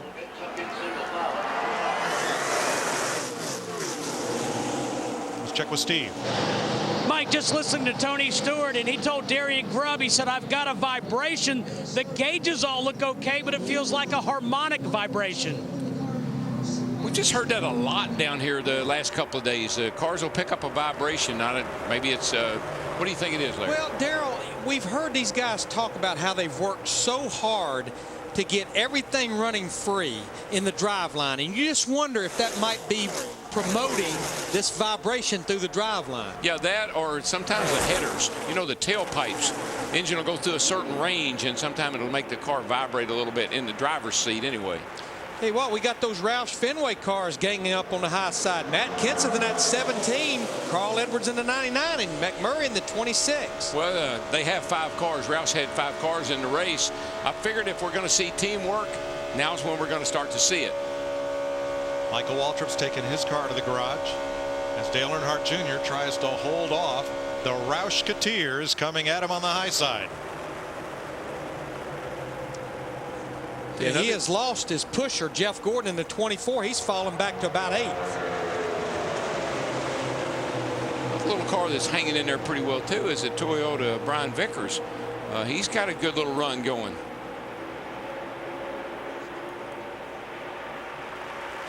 Little tape on the nose of Jeff Gordon's car. That was because of the bump he had with Greg Biffle.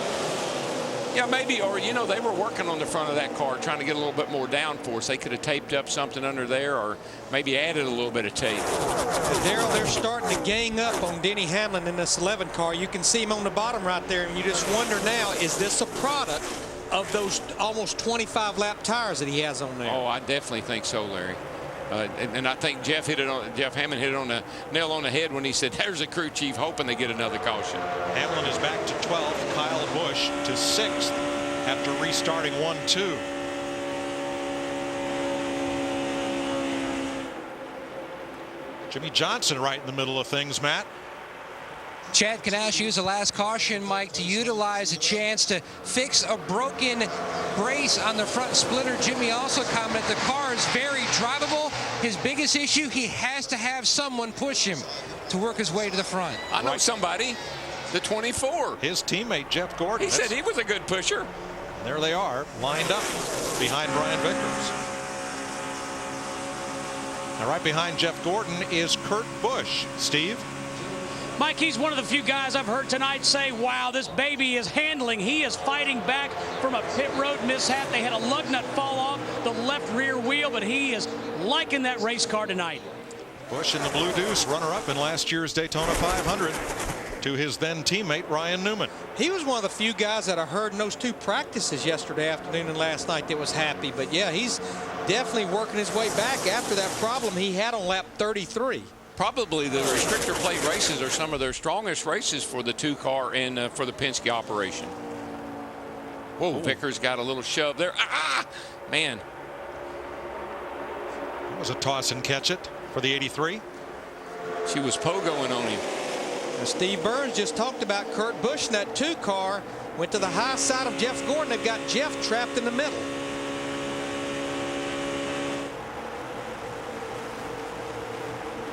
Well, sometimes that middle is so helpless sometimes. They're going by you on both sides, and there's nothing you can do about it. Try to squeeze in, but you know you got to be really careful. Like right there, you'd like to be able to push over in front of the 9, but you just can't quite make it. This will send Gordon back into the second 10 of the 20 cars in this draft. Here, those guys just really get out of the throttle. Riding with Bobby Labonte there. And that becomes part of the art of a restrictor plate car and restrictor plate racing, is how to work that throttle. Keep the momentum up, but get the car to where it'll stay down on the bottom of the racetrack like you want it to. Matt Kenseth for the lead. With help from his Roush Fenway teammates, they are lined up 1, 2, 3. Boy, look at that. Buddy's inside. Just hold your line here. Jamie's back with you now. You 3 up top. They got a line on the bottom. You 3 up top. You teammates. The rest of the field down low. Okay, another guy's creeped back into their area is the 14 car, Tony Stewart. All of a sudden, he's got his nose stuck in there again. We talked about Denny Hamlin starting to fade in that 11 car, but his other teammate, Kyle Busch, in that 18, out there with no fresh tires, he just will not give up. Kyle Busch up to second behind Dale Jr. He likes a bad handling car. As a matter of fact, I think he'd get mad if it handled really good. He wouldn't have anything to do. Now 25 down in this segment, 25 to go.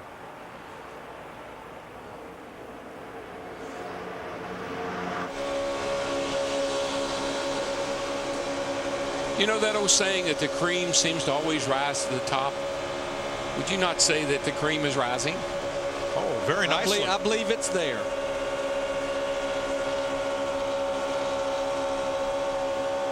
Led by Dale Earnhardt Jr., a 2-time winner of this race. Kyle Busch making his 3rd appearance. Never finished better than 7th. And that 18 car. Push the 48 on the bottom behind the 18. 14. Right now with Tony Stewart 3rd.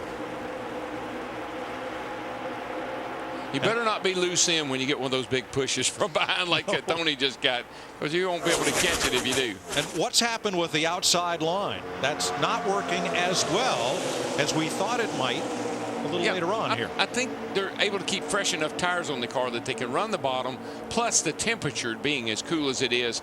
I think there's enough grip down there that the cars are able to stick pretty well. Normally that high groove is an out of control, loose, can't hang on to it groove. If you remember riding with Jimmy Johnson, we heard him and Chad Knaus talking right after the break about you want to keep it on the bottom.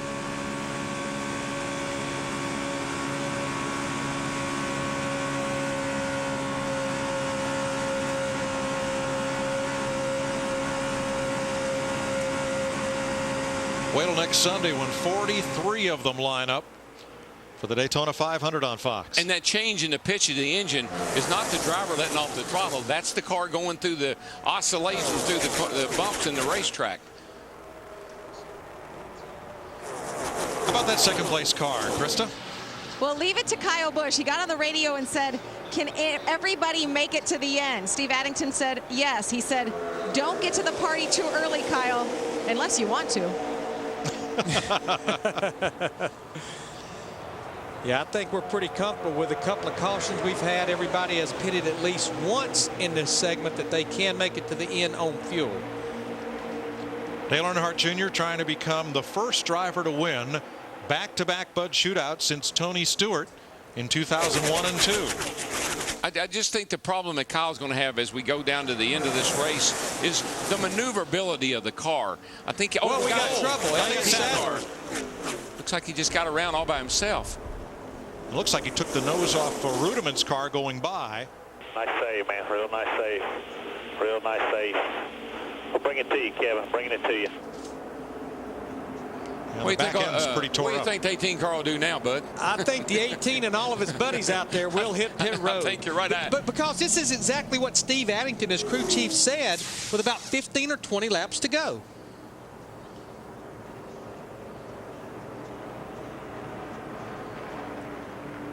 Just got tapped from the back from David Stremme in that 12 car.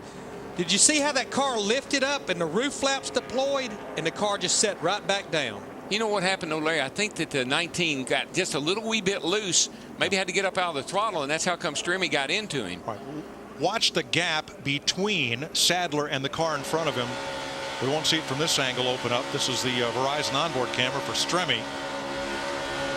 Yeah, there, you're right. Yeah, see, Strimmy had to start playing with the throttle, and I don't know what happened to Elliott's car, but it just got a little bit loose. Looked like he had to lift up a tad, and when he did, Strimmy got into the back of him.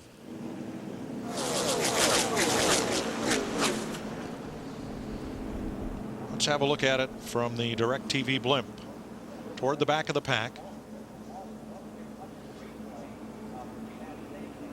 Yeah, big gap opens, Sadler loose. Yeah, he just gets a little bit loose for some reason. I don't know if it's because Strimmy was up close to him, but that's what got him spun out.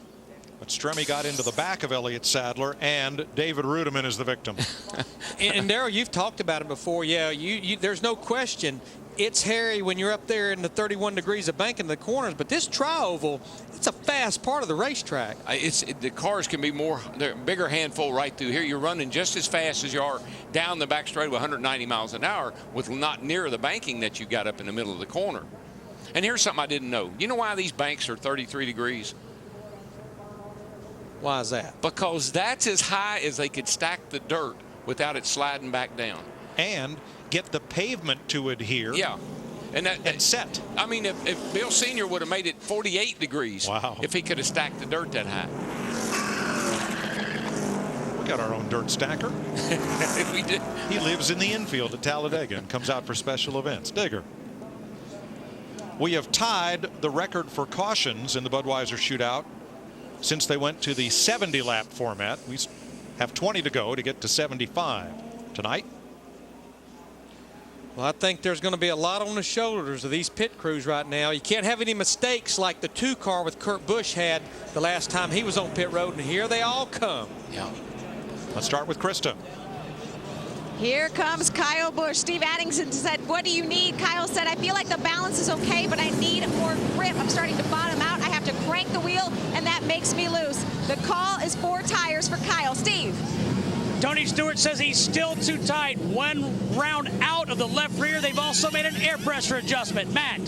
Progress continues for Dale Earnhardt Jr.'s car. A little close to the wall. Just clears the jack handle. Slight chassis adjustment to tighten him up, Dick. Jeff Gordon has given up the 8th position to come in and get 4 tires, which he hopes will resolve the problem of the car being too tight and pushing. And he tries to get out in a gaggle of cars on pit road.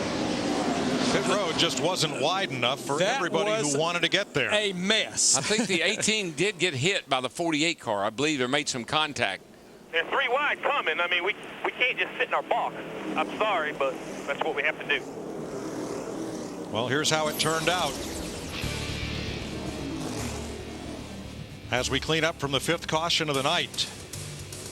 Hey, down in the grass, they're 4 wide on pit road. Little contact there. Hey, there's a lot of money at stake here tonight. You got to go. Who said you couldn't go 4 wide?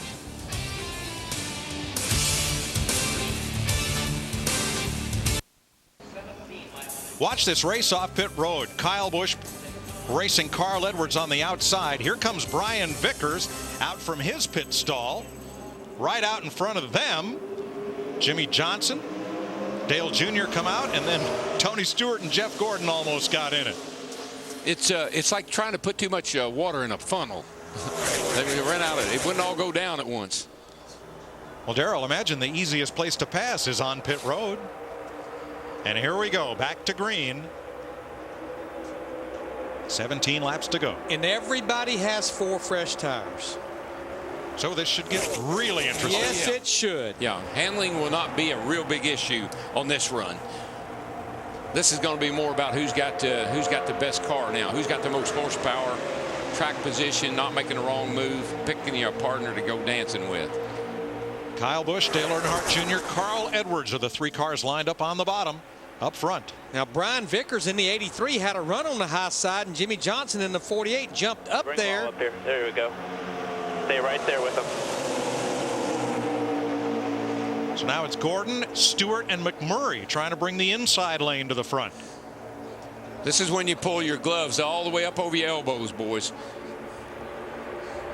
Here comes Johnson in the 48 car, hunting his teammate Dale Earnhardt Jr. And there's Jeff Gordon in the 24 fighting his way back. Gordon looks for the middle, and Kyle Busch picks him up as a drafting partner. Well, Kyle was trying to do a little side draft in there. I think he was trying to get a little suck into the corner to try to get ahead of Jimmy Johnson. Picked up Jeff Gordon. Think it's going to work.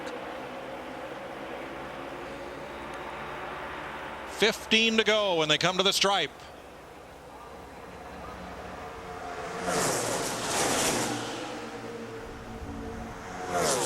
They have kicked Carl Edwards in the 99 car all the way back almost outside the top 10. You see him fighting his way back on the bottom. Yeah, once you get back in this mad pack back here, all the wind buffing around, it's hard to do much. But what I like, Darrell, is you can get to the front. Yeah, a car in the middle of that pack. We've seen it so many times tonight. You can get back to the lead and have a chance to lead this and maybe win it. If you time it right, you go back and then you time it right, get them methodically and work your way up there where when the white flag comes out, you're coming and not going, you got a shot. Hendrick cars first, second, and fourth now as Jeff Gordon forges out front, and Kyle Busch gave Dale Jr. a shot trying to move him forward in the tri-oval. Hendrick cars 1, 2, 3 as they head off into turn 1. It's almost like no matter what. Look at Dale Earnhardt Jr. got shot up the racetrack in the 88. Almost got into Gordon. That's what he was complaining about, Larry. A little loose in, and that car really got loose on him getting in the corner then. And that will scatter the field. Jimmy Johnson pulls to the front. But it's like no matter what, the bottom line can fight its way back easier, no matter what happens down there. Well, look at Jeff Gordon. There he goes. All the way back into the second 10. He's going to be looking for Carl Edwards. Hey, Carl, I'm a good pusher. Whoa, he's going to get squeezed right there. So Jimmy Johnson becomes the 12th different leader of this race.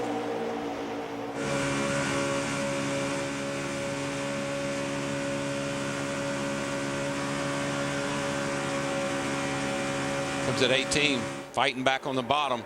Got smoke right behind him. They look like they want to work together. There's that Vickers car, 83, the Red Bull car. It's right up there in the thick of this thing. Has been all night. Whoa. Tony sent Kyle down into the grass. And once again, that double yellow line going below it is out of bounds, but only a penalty if you advance your position. Kyle Busch did not gain a position being down there. He got forced down there. Jamie McMurray has now picked up the second spot. Behind Jimmy Johnson, Brian Vickers to third, and Denny Hamlin, the 06 winner, up to fourth in the 11. But Darrell, you mentioned him, Brian Vickers in that Toyota, the 83 car. Look at him fighting his way down to the bottom. Jimmy Johnson in the 48. He's going to take the lead. I'm looking for big things out of that 83 car this year. I believe they are poised to have a great run, and they're doing it right now. And Kyle Busch left the bottom open for Jamie McMurray, and Busch backing up. With the 11 push to 48 here. There comes those Fords on the bottom. McMurray in the 26 and Edwards in the 99 fighting their way back. You just get so frustrated because you're up there, you make the wrong move. Troubles. Oh, big Menard and Jr. And Biffle. Right there. Keep digging there. You got one slide in the grass. Keep digging. 88's torn up big time. And Bobby Labonte against the wall. Bobby Labonte's car crashed to 16 for the second time. You know, Darrell, these last 3 laps, things were getting racier. The moves were getting a little bolder. The cars sliding a little more. And contact. Yeah, Mike, you just feel the intensity. You know, as it gets down here with just a few laps to go, you stop giving and start taking, and this is what happens. Dale Jr. is going to have to take that car to the garage. Bobby Labonte's car torn up in his first race in a Ford for Yates Racing. Greg Biffle also involved, and the 98 of Menard, the pole sitter. See what happens back here to start this melee. Well, you see them 3 wide, 3 deep. On the 98's getting a little loose already. He's fishtailing. Right in front of his teammate Bobby Labonte. He gets Bobby Labonte, and that turns him. And but Biffle also goes around. Now, I'm not sure front of them. I'm not. You don't reckon that Biffle slowed down because of the hollered there's a caution, do you? because he looked funny that he would have gotten in. He was ahead of it. There wouldn't have been a caution yet. Watch Biffle up on the high side, number 16 behind Kenseth. He got hit, I believe. Oh, yeah, he One did. of the black cars. Yeah, he came. Somebody got into him a little Biffle. bit. Not much, but a little bit. I'm not sure how many wrecks Kevin Harvick has dodged, but it's a bunch tonight in that 29 car. And Junior's car got all torn up there. Yeah, he got clipped in the right rear and turned into the fence. Oh, there. Yeah. With Bobby Labonte. Brian Vickers will pit. And he'll be joined by Denny Hamlin, Jeff Gordon, and Kevin Harvick on pit road. As cleanup continues. Now they have less than 10 laps on those tires. That's we've got 10 laps to go right now. That's one of those things that'll make me go, When we restart, here's Dick. Well, Jeff Gordon in. Might as well take 4, Mike. He had slid well to the back of the pack. Get 4 fresh tires and go for it. See what you can do. Well, you're going to restart no better than 15th if the rest of the cars stay on track. But I think we've just seen this car all night. It runs really fast for a few laps, and then it Here we go, buddy. fades. We're freed up. We'll put the fuel in it to give you some speed. However, I don't think we lost anything. Maybe 2 spots. Let's get you 4 tires on it. when you restart 15th, that's the inside of the 8th row. It's not 15th back in line. Well, it is. I totally understand the 29 car and the 24 car coming because they were back in the pack. The one that I'm just not sure about is Brian Vickers in the 83 car.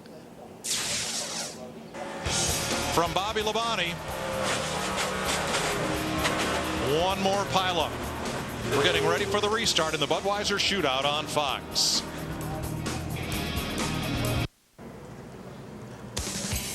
Aerial coverage of the Budweiser Shootout is brought to you by DirecTV. If you call yourself a sports fan, you've got to get DirecTV. All right, Brian Vickers gave up the lead to come to pit road on this caution. Matt? Mike, we said the final 50 laps would be a chess match of strategy. Ryan Pemberton, why did you bring your car to pit road? Well, I think that the tires are going away pretty quick. That was only a 7-lap run, and you know there was another wreck already because about 7 or 8 laps they started handling bad. The small field, I think we're about 12th right now with fresh tires. I saw Jimmy Johnson pit a little while ago when everybody only had 1 lap on their tires. He was running 3rd within 2 laps. So, you know, I'd like to be leading with the fresh tires, but I think we're okay right now. And that's a comment Dale Earnhardt Jr. said. Tires are big. Yeah, it's just those cars in front of him have fairly fresh tires, and we're only going to have a handful of laps to go, maybe about 8 laps to go. But if he picks the right line at the right place, it may pay off for him because he'll definitely be able to maneuver it. 3 cars knocked out in this crash. One of those drivers with Krista. Well, Dale Earnhardt Jr. will not be defending his Bud Shootout win from last year. Junior, your car looks a little bit like a sardine can. What happened out there? Well, I was real loose getting into one, and me and Kyle were drafting on the inside, and he gave me a real good run back into the lead, and I just lost the right rear and got up into Jeff a little bit and kind of got shuffled through the middle on the back, and I was just trying to regroup back there and figure out what to do. I knew there was going to be a wreck, and I didn't think I'd be able to get through the pack before it started happening, and we didn't. So my team did a good job. You know, the car was good. It was just too loose, and on the long run, we were real good on new tires. You know, we drive right up to them. And I want to thank my sponsors, National Guard, Amp Energy. And we'll try, see, hopefully, we got a good car. We got a good little package, and we learned a little bit. Hopefully, we can take what we learned to the 500 car. Thanks, Dale. 16 cars on the lead lap. Paul Menard returns to the event after being involved. And Greg Biffle is also back on the racetrack. That means Bobby Labonte and Dale Earnhardt Jr. go to the garage. Yeah, and you know, Mike, there's no question that this is a big advantage for the 28 people that got to run this race tonight. With the no testing all winter long here or most anywhere else, getting that time on the racetrack, they can really make some good adjustments for their 500 cars. So 2x2 on the restart. It's Jamie McMurray versus Jimmy Johnson on the front row. Carl Edwards lined up behind McMurray. Kyle Busch back of Johnson.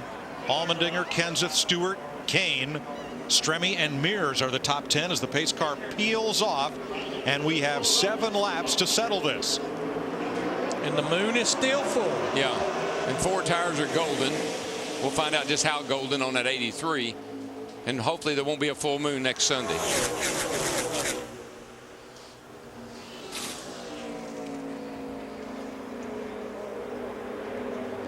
Full moons don't last that long, do they? Yeah, McMurray breaks out.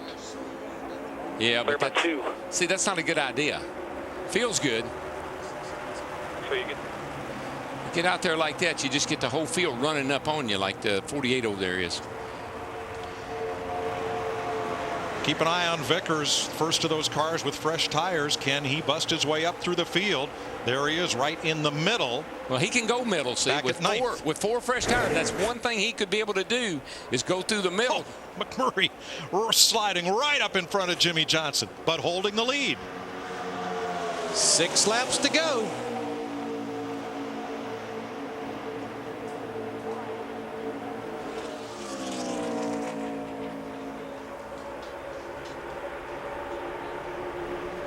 Is McMurray in the right position, Darrell? Well, he's been a fast car all night long, and I tell you, if Jimmy Johnson wants to work with him, I think he is. I mean, when it gets to this point, you just want to line up and stay in line until they get to the white flag now. And hopefully that, like the 48 and 18, now here comes the 17, somebody will work with you on that last lap. But I'm going to tell you what, Jimmy Johnson yanked it to the bottom in front of Matt Kenseth in the 17. McMurray yanked it to the bottom in front of Jimmy Johnson. Whoa. Johnson gets sideways off 4. Here they come. And he lost his momentum, and Matt Kenseth takes advantage. They're going to kick him to the high side. 5 laps to go. Now the question is, will the teammates work together? And how about that 29 car, Kevin Harvick up there behind Jimmy Johnson? He lost the draft twice, and here he's back up there. Where's the 83? Back about 8th. Yeah, but where is he? I see him looking underneath the 48. No, that's the 07 looking under there. It's mirrors. Johnson's car moves so violently, he might have been bumped by Kenseth. I think it was that getting loose, getting in the corner thing, really. Well, it's a manufacturer's showdown, and all 4 manufacturers have a car in the top 5. I tell you, they got their hands full to get around that 26 car McMurray. That thing is honking, baby. And his teammate, Matt Kenseth, those 2 Fords will stay locked together. But I guarantee you that cat behind them will stay locked together. Kyle Busch in that 18. Here comes that 29 car. This is like the 500. Where did he come from? 500 2 years ago when he slipped by Mark Martin on the last lap. Well, he's going to move in the second right now, and he's got Jeff Gordon. Jeff Gordon commented how much his car will push a car. He's pushed Kevin Harvick right up there in the second. They'll be coming to 3 laps to go. Tell you, that 29 car just drove off and left the Jeff Gordon car. Oh, Kenseth. Yikes. Had Kyle Busch get in the back of him, and that moved Matt up the racetrack and out of 4th place. Yee-hoo. There's Brian Vickers in that 83 car. I just don't think time is going to allow him to get back to the front or back to the lead with those 4 fresh tires. So if 2 Fords work together at the front, can they be toppled? Well, Kyle Busch moved Matt Kenseth out of the way. And here comes Jeff Gordon on the outside, 24. Kevin Harvick and Jimmy Johnson against the 1 Ford of McMurray in front. It all depends. Can McMurray block these guys for about 2.5 more laps? He can't. There he goes, Jeff Gordon. Stay with it, though. You got help coming. Jeff Gordon just hit the afterburner. And here comes the 48. He's going to be high, wide, and handsome. He got with the 18 right with him. Got a bump from Kyle Busch. Put him right up behind McMurray again. Boy, this is a real high-speed chess match right here. Which way do we go? Which way do we go? Biffle in the wall. Again. Biffle one more time. With 2 to go. Caution is out, and we will go to overdrive. Dadgum. That 12 car and the 16 car, I think, what is that, the 3rd wreck they've been in tonight? That's it is the 3rd 7th caution that Greg Biffle has been involved in. Yep, 7th caution tonight.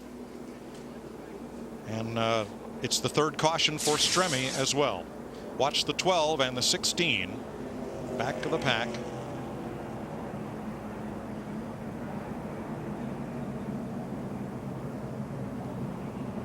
The 12 just gets this pushing up the hill, and he gets into Biffle. So I'm telling you, sometimes you got the wheels turning, the thing just will not stop. It just keeps going up the hill. Let's watch from our Verizon wireless onboard on Stremme's Penske machine. Clear low, outside, outside. Did you hear him? I mean, he lets off, but it doesn't do any good at all. It just keeps on washing up the track. Darrell, my question is, did the wreck at the back of the pack save us from the pileup at the front of the pack with 2 to go? I'm thinking you might be right, but I don't think the race, it's not over with yet. Oh, no.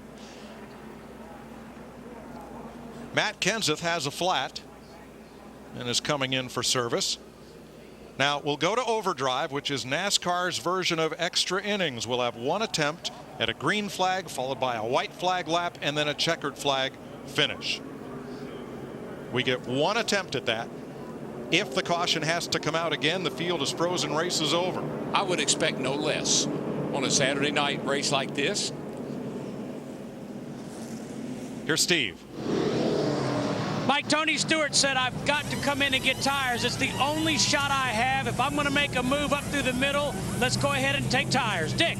Well, Matt Kenseth has had quite the up and down night. He's led this thing, and now at the very end of the race, flat tire had to come in pit. He's taken 4 at the end of the race. Stewart was running 13th at the time of caution. Kenseth was 12th. Yeah, no brainer for those guys to come in. We knew probably the top 7, 8, 9 guys were going to stay out, but these guys had nothing to lose. Carl Edwards was 14th. And what that allows them to do is, if there is an opening anywhere in the middle, outside, high, wherever, they'll have the grip to go there.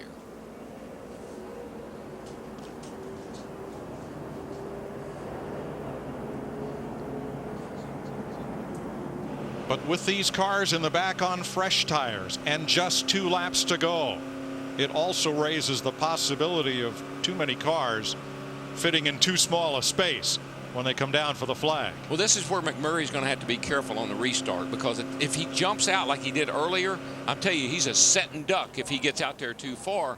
And you got the 24 back there and the 48, they'll get hooked up together and they'll blow right by him. And McMurray on point here has no friends. The next Ford in the field is Kenseth back at 11th. You know what's going to be interesting, though, with this double file restart is under normal, like you had last time.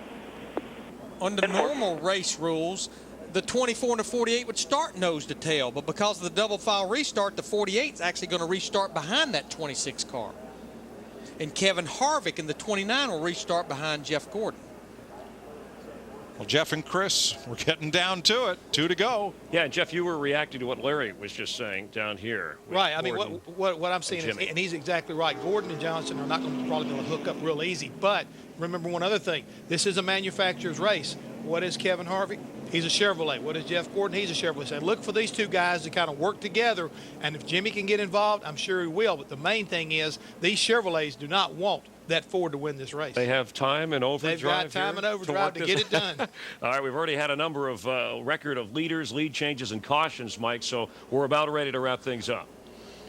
2 laps to go, 1 attempt. They'll see the green flag. Next time around, they'll see the white flag, and if they get back around again, they'll see the checker. If not, if a caution should come out, the race is over. I think poor Jamie McMurray, he's pretty much, he's doomed. If the 48 and the 24 get together, they're going to get after him. If the 48 and the 29 or the 24 and the 29, like you said, he doesn't have a lot of help up there. So Darrell, I think you hit the nail on the head. It's how the 26 times the restart. Exactly. If he times the restart, I like that 26 car.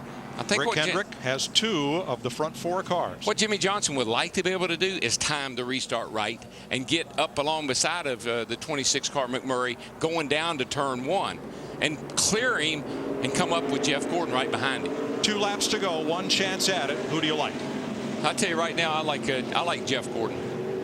I like McMurray, 26. I like Harvick. He was the fastest car on the track getting up to the front after hanging out back for most of the race. Haven't seen him enough tonight to know whether he's how good he is or not, because he just showed up there all at once.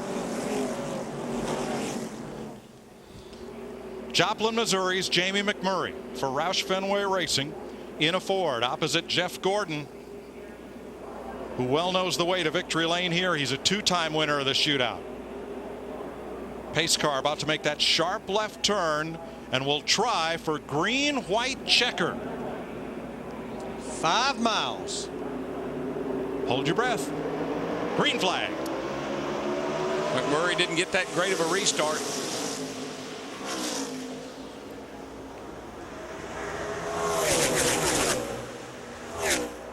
But he keeps getting that push from Jimmy Johnson in that 48 car.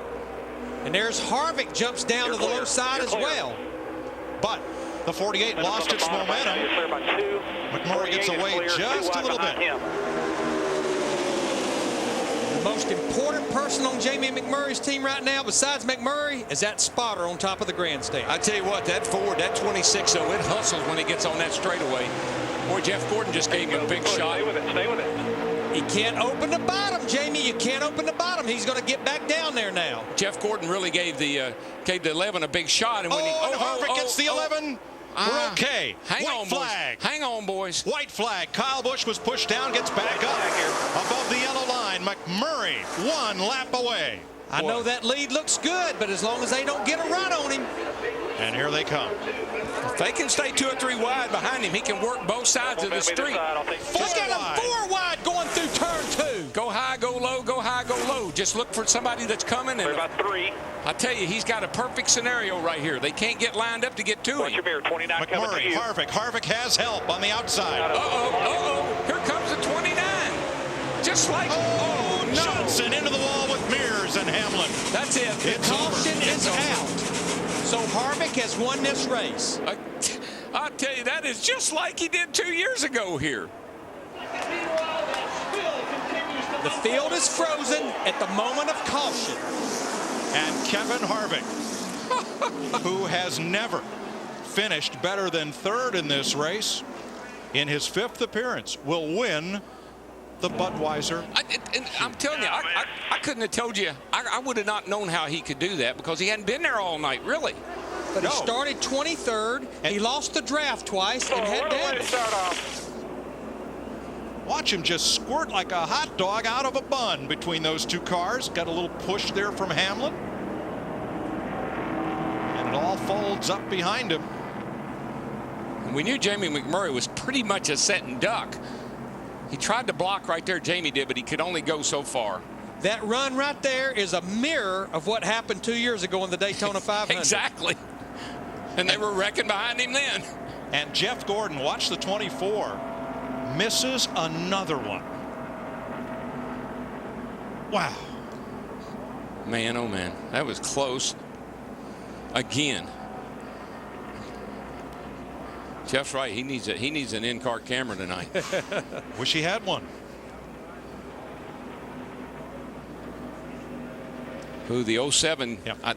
Did Gordon get into the 07 and get him sideways and get him into the 48?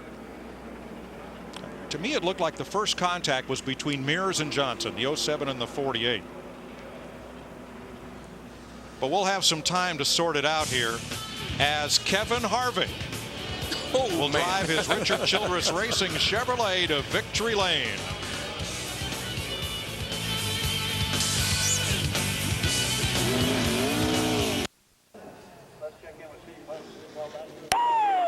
That's why you don't ever give up right there, ladies and gentlemen.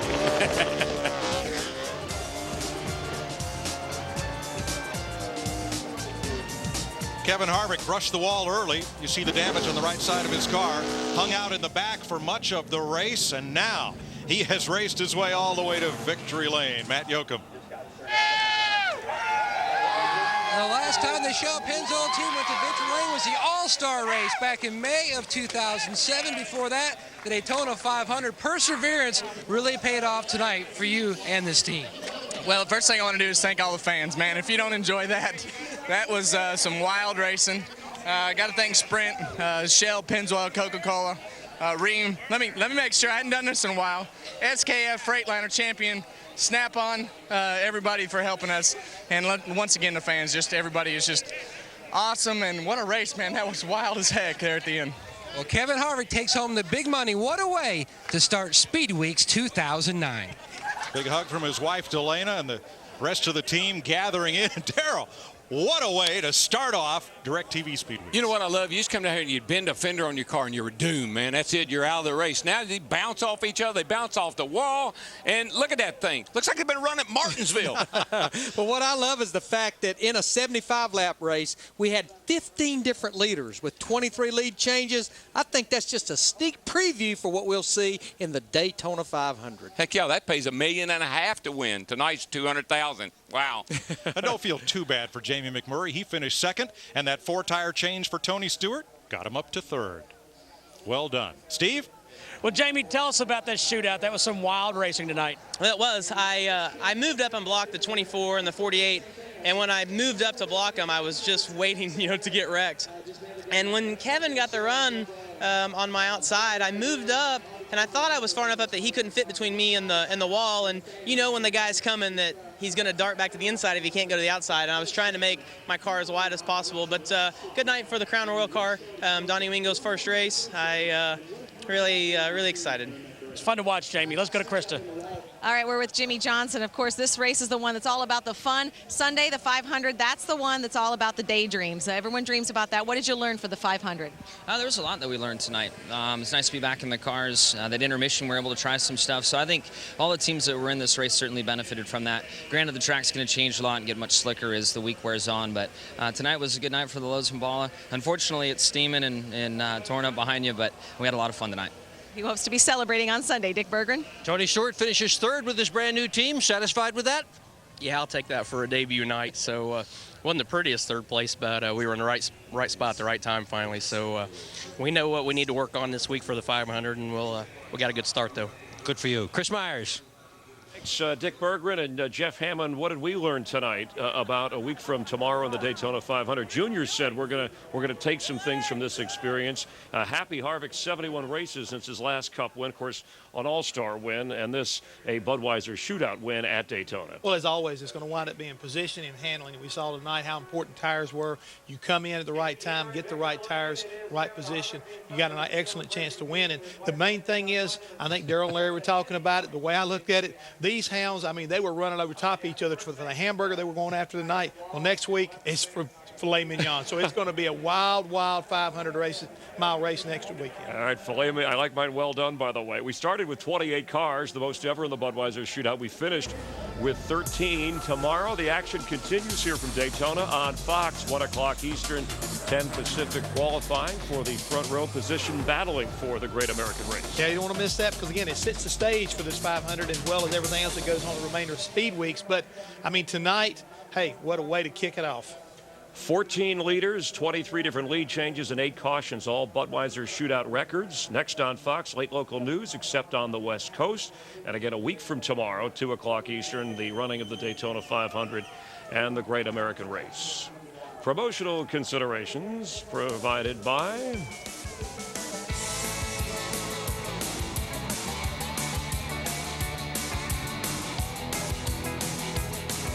So Kevin Harvick and wife Delana in the top 40 of NASCAR's most beautiful people, and he was beautiful tonight, pulling into victory lane, winning the lengthiest and the most crowded ever Budweiser Shootout. Dale Earnhardt Jr. led 24 laps. Carl Edwards led 11, but in the end, Kevin Harvick for Jeff Hammond, for Dirk Bentley, for Bentley Elliott.